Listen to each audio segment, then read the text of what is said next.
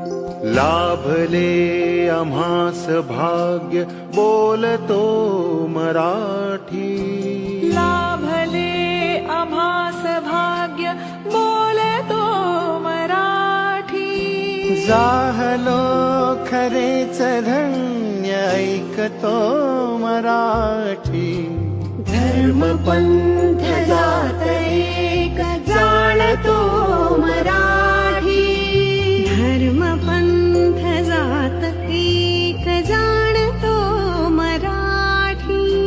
एवढ्या जगात माय मानतो मराठी.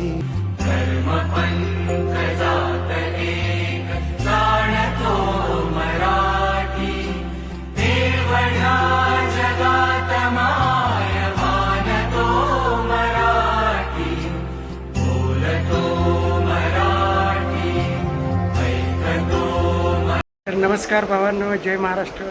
करूया आजच्या ब्लॉगला सुरुवात. माझी गाडी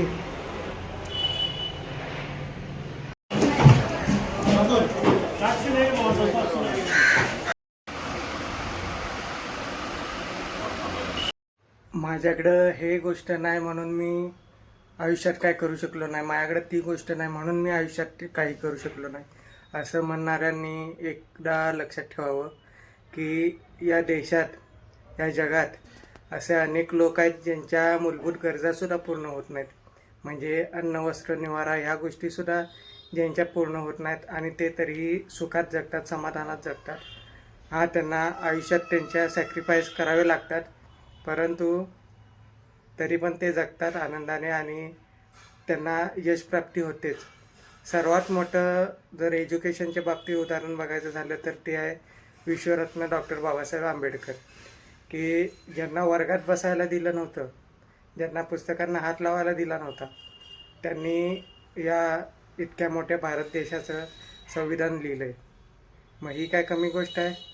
तर ॲटिट्यूड शिकायचा तर डॉक्टर बाबासाहेब आंबेडकरांकडून, कारण त्यांच्या पुढे कुठलं उदाहरण देता येऊ शकत नाही एज्युकेशन. त्याच्यामुळं आपल्याकडे इतकं सगळं काय काय आहे याचा वापर करून स्वतःला आयुष्यात पुढं नेण्याकडे लक्ष द्या. कुठली कंप्लेंट करत बसू नका की माझ्याकडे हे नाहीत, माझ्याकडे ते नाही. ज्या गोष्टी तुम्हाला भेटत आहेत आणि जी तुमची प्रतिकूल परिस्थिती आहे त्या प्रतिकूल परिस्थितीतच तुम्हाला लढायचं आहे, फाईट द्यायची आहे आणि यश संपादन करायचं आहे.